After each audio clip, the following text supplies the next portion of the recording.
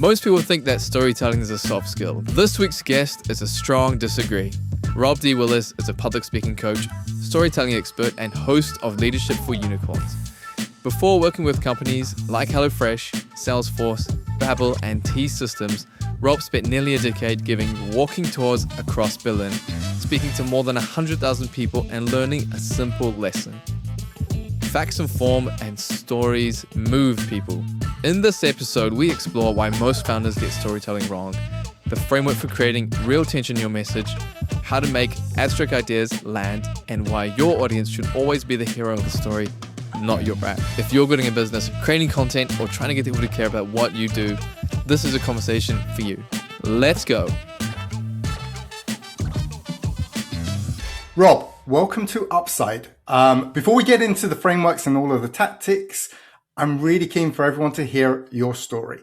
So how does someone end up becoming a storytelling coach for businesses? And where did your story really start? What was the true beginning, your origin story?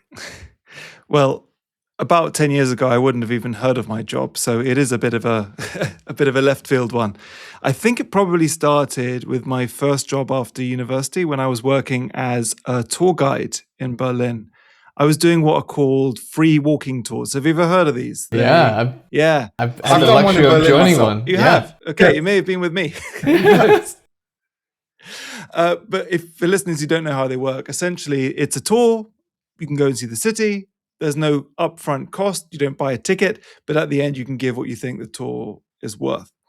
And you can do very well, but equally you can do very badly with it. You know, if people don't like the tour, they can walk away and give absolutely nothing.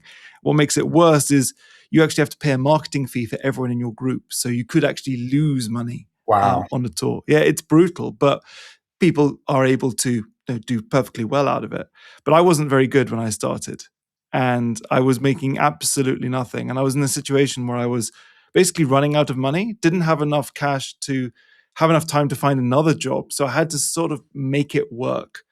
And I set myself the task of going on all the tours of the people who I knew were doing best. And I would try and unpick what are the patterns of what they're doing. And I might not have been able to put it into words, but at that point, I realized the people who were best were the ones who were telling the most stories. They didn't have the most information. They weren't even necessarily the strongest on the history, but they were the ones who were able to take someone to one of the particular sites on the tour and really dive into one scene, one little story that brought that area to life. I love the fact that you started with competitor research. Right? And that's exactly what we would do if we're looking to create a brand or a product. Yeah. Your competitors, see what they're doing best. Yeah, and it's a funny one because people say, be authentic, be yourself. But a bit of advice I even got from some of the other tour guides back then was find the one who's most similar to you. So there's no point in me trying to copy someone who is a Kiwi female. I need to find someone who's like kind of similar to me, that the audience kind of see as me as being similar to, and just copy them. Find what jokes are working for them, find what stories are working for them, and just copy that. A bit like a musician. Musicians copy their favorite artists at first and then begin to find their own sound. So I found my own voice gradually, very, very gradually. But I was doing that job for 9-10 years. I did 3,000 tours. Wow, that's really impressive. What got me into what I do now was I became very, very kind of data driven about it. I had this big spreadsheet where I would track how many people in the group, what my average per person tip was, and I would try out different techniques to see if I could make it better each time. And I tracked it for years and years, this thing. And I realized, okay, what I'm interested in is what makes people great speakers. So I started off trying to be a public speaking coach. That was my original thing. And then that's what I did at first. I did workshops on public speaking. But then I realized that the kind of people I wanted to work with didn't necessarily want to stand on TED stages. It was more, how do I tell stories about my business? How do I inspire my team? And that's how I kind of gradually got to this point where now I'm working as a storytelling coach, facilitator, advisor, that kind of stuff. I'm hoping that everyone that's listening and watching this is beginning to understand why we wanted to get you onto our podcast. Because when it first started, when we first reached out, the question was, where's the relevance, right? You're storytelling from a personal perspective. Yeah. You're coaching executives, individuals. But I mean, we watch your reels all the time, and there is so much that can be transferred to building a brand and for founders. And I think every point you've just mentioned, so starting with that competitor research, the fact that you look at so much data, again, that really drives us. And then coming through to how you're pivoting constantly throughout. Again, it's such a founder's story, and the alignment is just so clear, right, Ali? Yeah, 100%. Rob, and a lot of what you do, kind of, what would you say most founders, what's the kind of most common storytelling mistake when they're trying to communicate what they do? What do they often get wrong? So the danger that founders will often make is a similar mistake, I think, to most people in business, which is they communicate in just lots of data and solutions. You know, they just kind of throw the answer out there and hope that people will see the genius in their particular idea. And what will happen with that, if you're just throwing data at people about, you know, how you're the best and all of these things, you've got this groundbreaking solution, but you don't really demonstrate why it's groundbreaking and what is the tension that you're resolving, then it's not going to land with people. So a great storyteller is able to do a couple of things, really. First of all, is kind of create and resolve tension. A story is all about how do you create tension, and you do that by zoning in on a single problem. In a storytelling, you'd call it the villain, but for businesses, you know, there's a problem which affects a particular audience. How does it affect them? What do they see? Maybe they don't even realize they have a problem. How is it turning up for them? They're able to speak the language of their audience and get that across. And only once that is there, and once they've established the stakes of not doing anything, because if there are no stakes of not doing anything, then why would you do anything about it? Yeah.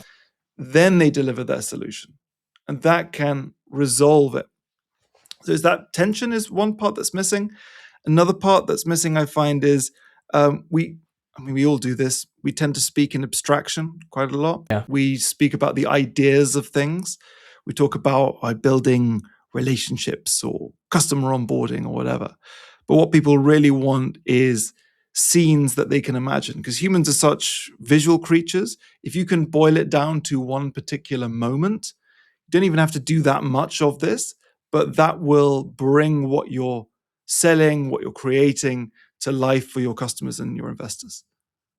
That's really interesting. So, because there's this tension I also find, there's two bits I want to pick up on what you mentioned. There's two bits that I often find. When I'm talking about the origin story of my business, I have one narrative, but then there's a narrative that's more important for what the customer cares about. Like when you're actually like doing a pitch or telling your story. How do you reconcile the two things? What should you, is there like a more kind of like in-between spot? How do you reconcile all this? Well, the story is not really based on what you want to say. It's based on what you're trying to achieve and where your audience is coming from. So it completely depends on the situation of what you need to do. There'll be a different story that you tell to investors, a different story you tell to customers. An origin story is an interesting one because it can be enormously powerful. It can really bring things to life for your audience and demonstrate the problem. Because a great origin story is not just in 2005, we saw this unique opportunity, a gap in the market, and realized our integrated solution was whatever. A great origin story is more about how did you discover the problem? What was the moment? Great example, Sarah Blakely, founder of Spanx. I think they're bigger in the US, but they're huge in the US. They're huge. The tights that don't have feet on them. And her founder story is all about when she was trying to put a particular outfit together. She was in a changing room, it just didn't look quite right.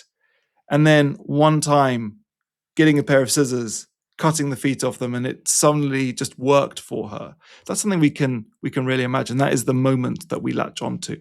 And that's very powerful when people are interested in what you have to do. But when you're trying to sell a product to someone, maybe that's not the right time to tell that particular story. But it's definitely one that you need to develop and have.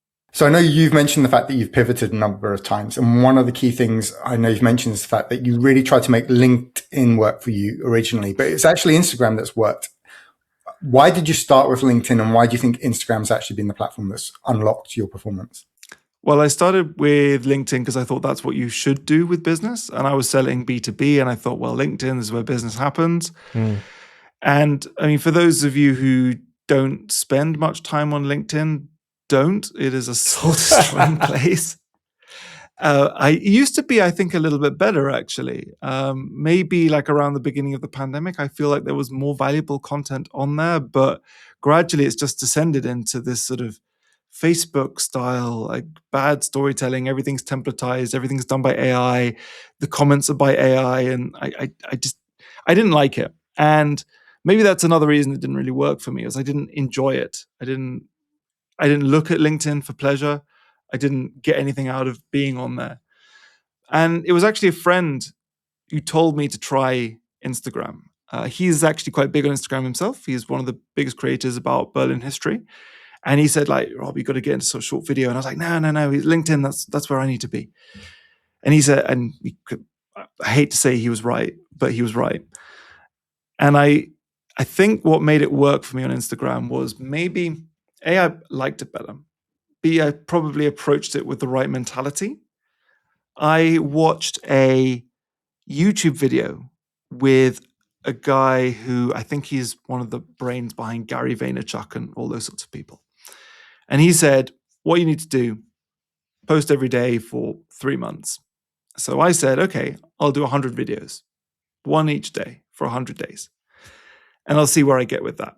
And I think that is the mentality you need to go into it with. If I'd done LinkedIn with the same mentality, maybe I'd have done better there. So I think my own mentality was probably better going into Instagram, kind of resigning myself to it not working before it even started.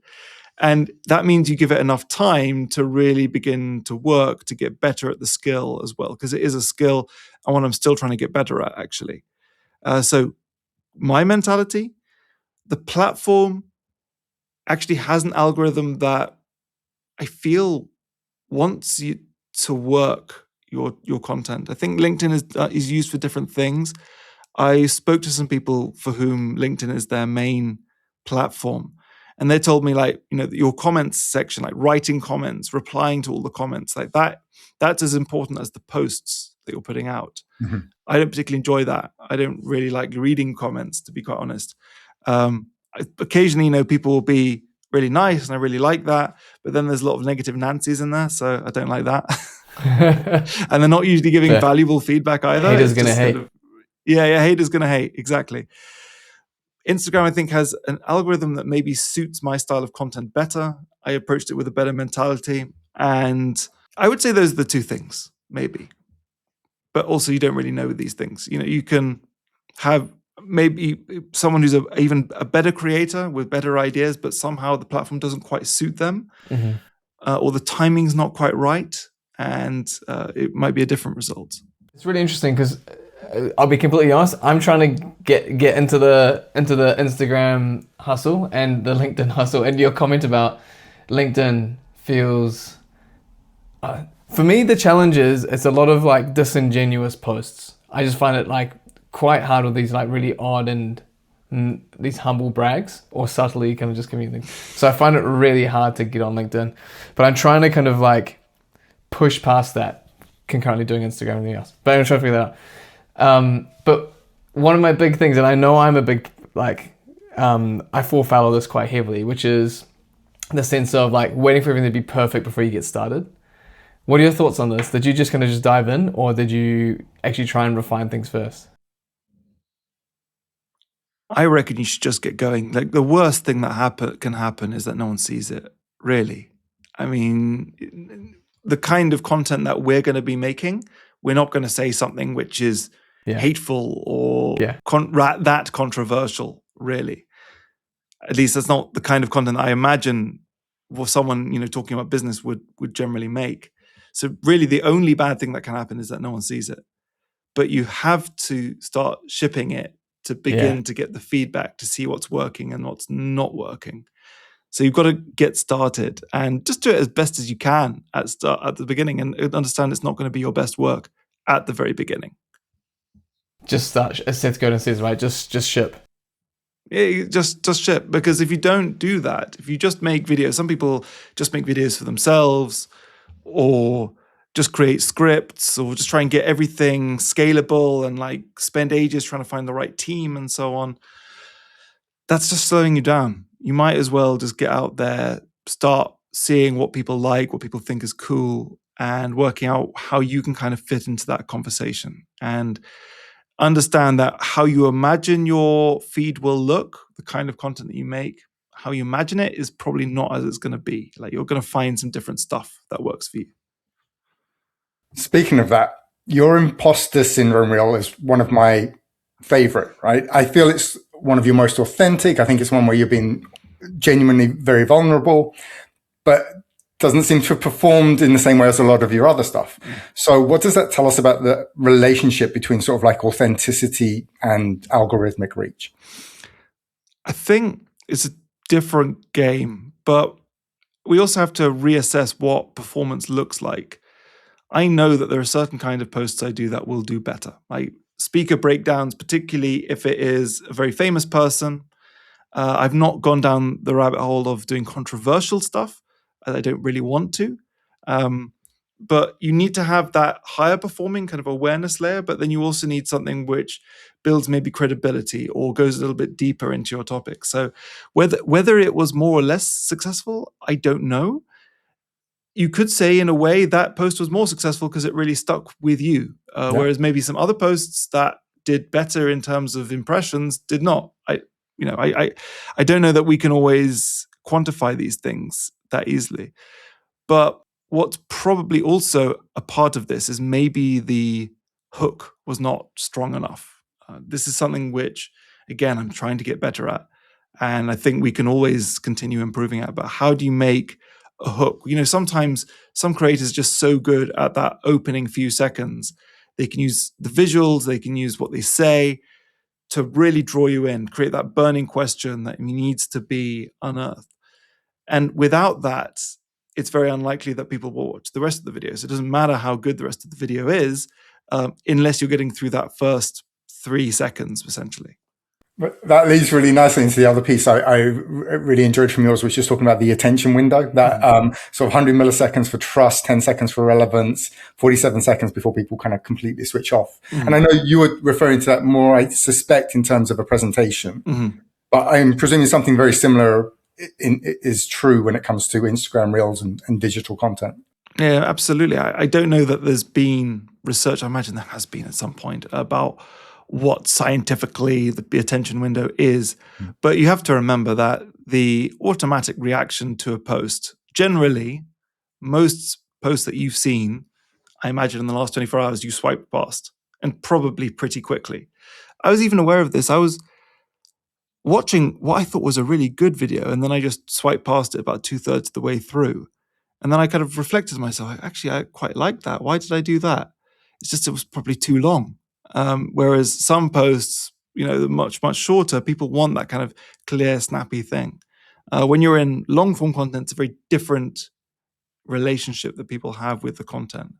So yeah, the attention window is very real, and people have very short attention spans when it comes to short form content. I mean, it's meant to be short form content.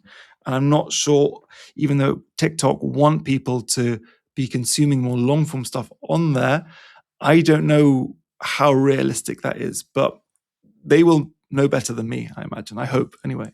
So Rob, you have a lot of interesting content. I find the amount of content you have really interesting. And you're doing this every day. How are you coming up with the ideas for each of your posts? I think there's a few ways. First of all, it is a struggle to do it. And I was chatting to another guy who does a similar niche to me. He does 3 posts a day. I don't know how he does that. But I think he's got a team helping him, which does help. And I need to get on that myself. But I think one thing that works really well, I got from James Smith. He's a very big creator, fitness. Our producer Leon is a big fan. Yeah, he's great. And he says, like, one thing you've got to do is you've just got to see what's working for other people. Just try and find some stuff. Could be people from your niche, could be people from outside your niche, but just find out what is working, what do people actually like consuming. And if you start doing that, you see, okay, this is the angle I could give on that particular topic or format, and you have to keep experimenting. So just go through your competitors at first. What are the things that perform best for them? Could you do something similar? Don't copy them. That's lame. But how can you give your own voice to that thing? Because that's something which has been proven to work. So we should do that. Then you can go back through your old posts once you've got enough and see what worked from that and think, okay, how can I take that and change it a little bit? So there's a lot of looking through data and trying to find ideas from that. Another thing which I've started doing recently is I've created a blank profile on TikTok because I just want to see what the algorithm gives me. Just without liking anything, without it having any knowledge about me, what is working out there. Now, it's mostly pretty sensationalist or just kind of superficial and rubbish, but it can give you some interesting insights into maybe what the wider public are actually consuming. So essentially, copy is one way you can do it, but of course, with your own perspective, with your own point of view. One thing I would not recommend doing is grounding your ideas too much in your own research. So this is something I've tried. Okay. I did thought this is an interesting topic. I can do some deep research on this. I used Notebook LM to uncover interesting academic papers and so on.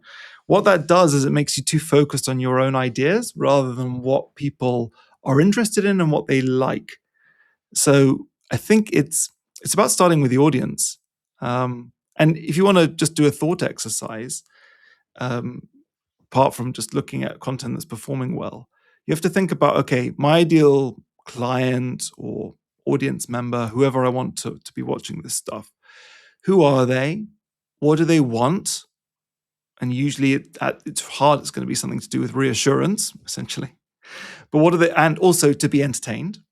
But what do they want? And what are the challenges that they have? And how can I make that as tangible as possible? The pains that they feel. If you can zero in on that and then think, okay, have I overcome something like this before?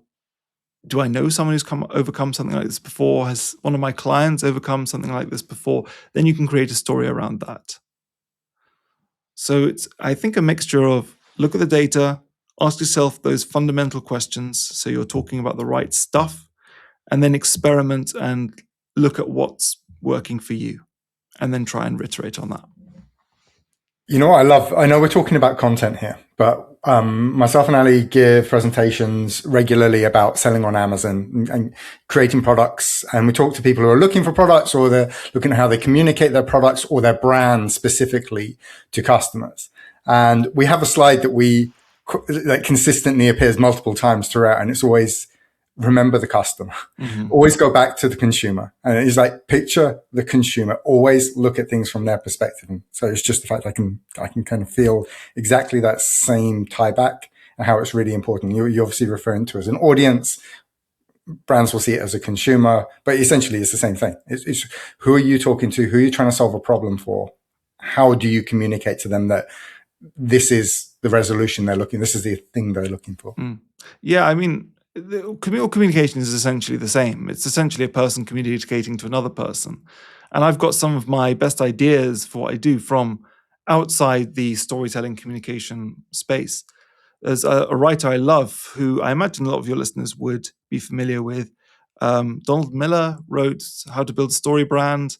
And the whole idea of your audience or your customer, they are the hero and you are the guide.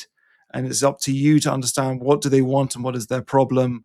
Then you give them a plan, then you call them to action, which leads to success and avoids failure. Like just that mentality, if we all took that in our presentations, in our content, in the way we're designing products, then we would be doing a lot better. Now, it's not complicated, but it is hard. And it's made doubly hard because I think probably our consumer, our customer, our audience, they can't even vocalize what they feel and why they feel what they feel. So you can't just ask them, but you need to kind of read between the lines and work out maybe this is what the problem is. Maybe this is what is really causing the pain beneath it, and this is how I'm going to solve that. This almost comes back to that data point that you suggested, and from our side again, we're selling products digitally on Amazon. So the two key data points I think we get to look at as we can A/B test things. So we can test a couple of things, which is what you kind of do with your different content, different reels.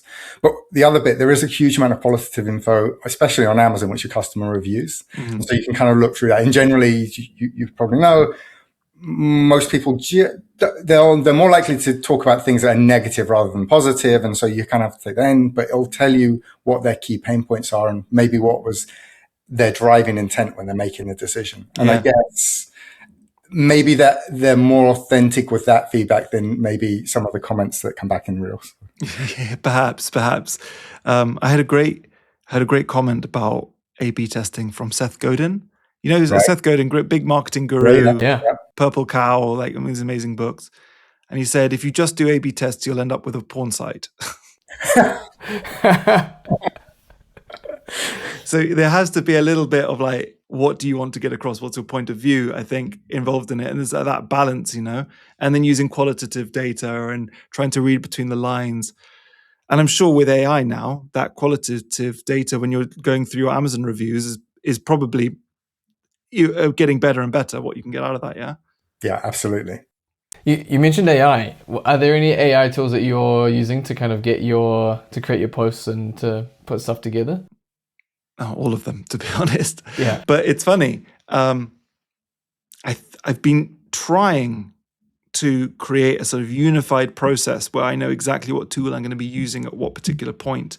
And I've not managed to get there yet, because I found that if I lean too much on just the process and I say I'm going to use this tool and this prompt and this Claude project or whatever to do something, it comes out quite generic, and I do give it a lot of context. But what AI has been useful for is being able to resurface ideas. So I'm going to get nerdy here. I've got Obsidian as my note-taking space, and I've got that connected to Claude via MCP. And then I can use Claude Cowork to, first of all, I've got transcripts going of all of my conversations with clients, with audience members, whoever. With this, I keep trying to get the transcripts of everything I can. And when I do that, what I will get it to do is scan it, make notes from the conversation, and create what I call permanent notes, which are like little ideas which came out of the conversation. That goes into an inbox. I then have a look at that. I see like, okay, that was cool. That's a bit wrong. I don't like that. And then I can select which ones actually go into my main folder, my main vault. And then what I can do then is I can put an idea into Claude and say, like, here's my idea. Have I got any ideas or any thoughts about this? Have anything come out of this before, any conversations? And then it will be able to tell me, okay, this client had that problem, this client had that problem. You said this on this podcast, or this guest podcast. I have my own podcast, that guest said this. And then you just got all of this information, which you can then create your post out of. The only danger really is that you end up trying to pack too much into the post, I would say, when you do that. I love that. So it's a constantly evolving system as well. That's really awesome. Yeah. And kind of like tied to this, because you talk about kind of to get to the next level, you need to have a book. Mm-hmm. Is that where this is leading to? And is there like a reason why, and why a book actually as well? Well, if you meet someone who's written a book, it's pretty cool. Yeah. You're like, whoa, you wrote Published a book, author. man. I think it's about having a high barrier to entry. That's what gives you kind of authority. So writing a book, but if someone has been published by a respected publisher, that's even better. Then that gives, or it's become a bestseller or something. That just gives you a level of authority. Mm-hmm. But just the very nature of writing a book, I think, forces you to come up with a unique point of view. And that's kind of what I want to get to, is where I can have a distinct voice, a distinct point of view. I probably have more of one than I think I do at the moment, but it's just not been made explicit enough yet. Once you write a book, then you can really set out like, where am I coming this from? Who am I serving? And then that will then lead on to usually better clients in terms of like better fit for you, clients, speaking opportunities where you can speak to an audience who need to hear your point of view. I think books are still relevant and people are still buying books as well. It's not dying as an industry the same way as certain other things are. It's, from what I understand, going pretty well, particularly in the non-fiction space. But yeah, that's my dream to get to that. I'll get there in a year or two, I think.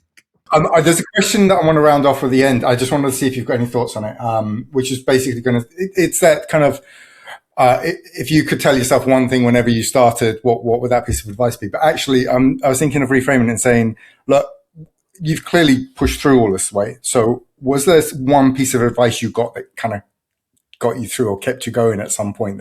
Is there anything along those lines you could speak to? Yeah, it's probably just make 100 posts and right. Okay, cool. All right. Because if you you have to get started. You have to make something. You have to build momentum, and without movement, you have no momentum. You know.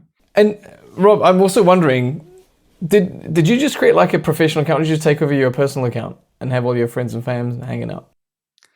Do you mean on Instagram? On Instagram, yeah. I don't know what account I have. Fine. I love that. I think it's I thought it was like a create. I think you can have personal, creator, or business. Is that it? I think that's it. I think so. And I think I've got creator. I got the little blue tick because my friend said that you should get that. But if I'm being totally honest with you, I have absolutely no idea. Fair enough. No worries. So, but when you started with a fresh account. It was like a brand new. It started with a fresh account. So yeah, I did have one before from when I was in music. Yeah. And I think you don't want to confuse the algorithm. You have to give the algorithm like as simple a message as possible. Like, this account is about this thing. Yeah. And if you do that, I think that will serve you better than, worrying about the 400 friends and family that you have on your personal account. It's also like good, I think, to separate these things generally. Just keep your business account for business and keep your personal account for personal stuff. Rob, I'm not going to let you get away with that one, because we know that you started with the walking tours in Berlin, and we know that you've ended up as a chief story officer. But when were you in music? When I was in music, so the reason I did the tours was because I was working in music. And music, if you don't know, doesn't always pay that great. So I was working, I wanted to be a producer and songwriter. And I did that for basically all the time I was working as a tour guide as well. And I stopped because I realized I was taking all of this money from tour guiding and funneling it into music. And it's not like I got no money out of it. I did work on some cool stuff. Maybe not anything that listeners would have heard of, because it was all in the German market rather than the British market. But I went on some, cool song camps, good projects that I worked on that I quite liked, but just never able to create a strong foundation to it. But I did, again, learn a lot from that. I call myself on some of my profiles a strategic story producer, because I think back to that time and like the work I did with artists, because an artist would come in with an 8-minute song with no chorus, and it would like be all mixed up, and it was my job to help them work out how can they take that piece of art and help it connect with their audience. And it's exactly the same process that I work with leaders talking about storytelling today. I love the fact that you can link those two things. I'm just curious now that you've kind of linked it. What genre of music was it generally that you worked in? So I worked a lot in the urban and dance world. So the biggest artists I worked with were like German rappers, actually. But then out of what I wanted to make was electronic music. I was DJing when I was younger. And I really enjoy. This was like back in the days when like breakbeat was big, that was my jam. But then I got into like writing more kind of pop direction stuff. But then I found like the soul destroying thing when you kind of become a commercial songwriter is you just get these briefs thrown at you the whole time, and you spend 3 weeks writing German language deep house, and you just can't. you get no joy out of it, and it doesn't lead to any money anyway. So you just think, like, what's the point? I love the fact that you can take this kind of core skill set that is almost the essence of you, the storytelling. You've applied it to German rap, to tour guiding and sort of like taking people around Berlin. And you're using exactly the same thing with C-suite blue chip executives. I mean, that's fantastic. Yeah, I mean, people are people. And I think also something which I think is important for anyone to hear who's, we talked about imposter syndrome earlier. Mm. Being an outsider, it can be a huge advantage. People want that outsider point of view because you're going to come up with a completely different way of doing things, which can be more interesting and better than just the standard advice that you're going to get from the normal sources.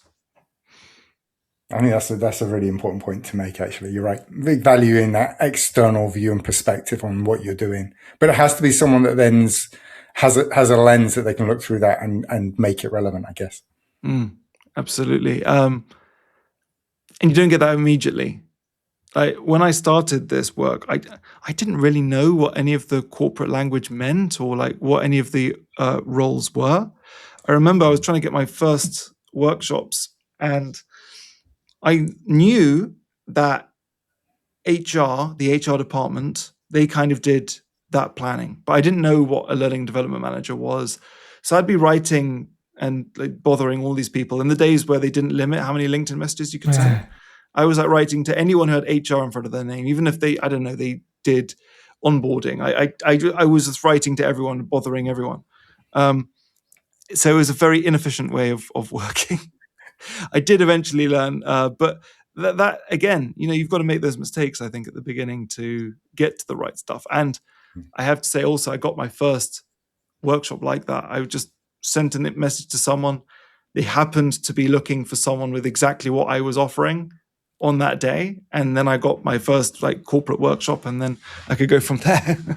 I'm trying to think where to from here, but I think we should probably kind of like look at rounding off. But I'm genuinely just enjoying the conversation with you, Rob, because it's one, I find myself at the very beginning of that journey that you have embarked on and succeeded through, and I know you probably feel like you have a lot more to go, but like being at the bottom of the hill, looking up at where you are, I'm like, man, that guy is like way up high, and I'm like, I'd love to be able to climb that to that level.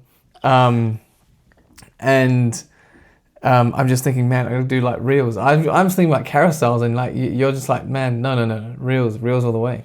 Yeah, but you have to do what you enjoy, Yeah. know, and you have to do something which you can do for 100 days. Well, this is the thing. What I find challenging is like, okay, so how do I reconcile the algorithm and what's working versus the stuff I want to talk about? Does that make sense? Yeah. Where is the intersection? Yeah. Well, the stuff you want to talk about has to be serving someone. So you need to work out who that someone is and where they are in that journey. You also have to remember that this is only like a reel, or what we call, what you would call top of funnel content is just one type of content. And you need to spread it pretty broad to get that. And the stuff that you really want to talk about for the people who are really into what you say, that might not be for an Instagram reel. That might be for someone who's signed up to a newsletter or bought the product or whatever. Because that very deep, tactical, this is how you do it, X, Y, Z, the kind of stuff that you might say on a stage where you've got an audience who've gone to a particular conference to learn a particular thing, that's not necessarily going to work as an Instagram reel or as a LinkedIn post, because that's just not the mental space that people are in when they're doing that. Yeah. People just, the key thing they're trying to solve is boredom. That's their main problem. So it needs to be interesting to them and in a format that they enjoy watching. But there's definitely something you can bring to that while still being kind of in the ballpark of what you want to talk about. So one of the reasons why I think it kind of works on Instagram better than LinkedIn, it's the same people, right?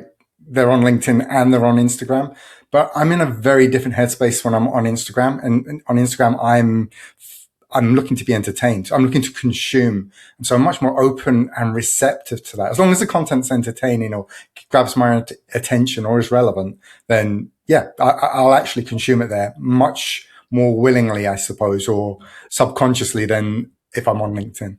Yeah, people go on LinkedIn to like do something, don't they? They go on there to like, because they want to network or they want to get a job, or there's definitely a purpose behind it.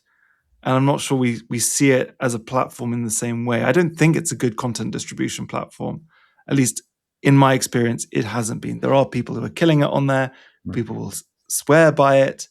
But I know very few creators on there who are not either selling something to do with getting visibility on LinkedIn, or sometimes they're talking to small businesses and so on, like to people who are easy to get to. But in the B2B space, people serving corporate, I don't know many people who are doing that well on LinkedIn and it could be because of this, because it is, you've got this, what's called attributional suspicion. I'm getting nerdy here. Okay. This was, it's a theory devised by Adam Grant and Hoffman. They found that speakers have an inherent suspicion of a message if they believe that the person giving that message will benefit in some way from it. I remember you doing a reel on this. This is why you were suggesting that sort of like founders are not necessarily, or chief execs are not the right ones to kind of, is this right? Give a sort of like that hoorah leadership message. It might be better coming from a more authentic space because people question their agenda. Exactly. They called a beneficiary. So someone who benefited from it. It was originally, the experiment that they did was with university fundraisers, and they checked results and how much money they were making at 3 distinct points. So they did a control test, like how much money they were making per month. Then they got their leader to make an inspirational speech, had zero effect. And then they got a student, someone who benefited from this whole scheme, to give a little speech about their experience and what they got out of it. And then just the results skyrocketed after that. So that's why I think, your reviews will speak louder than what you say about your products. Yeah. The client testimonials, that side. Yeah. Okay. That makes sense. And also, like, if they can be recorded, like videos, that has a demonstrably better effect than just text or reading out the text.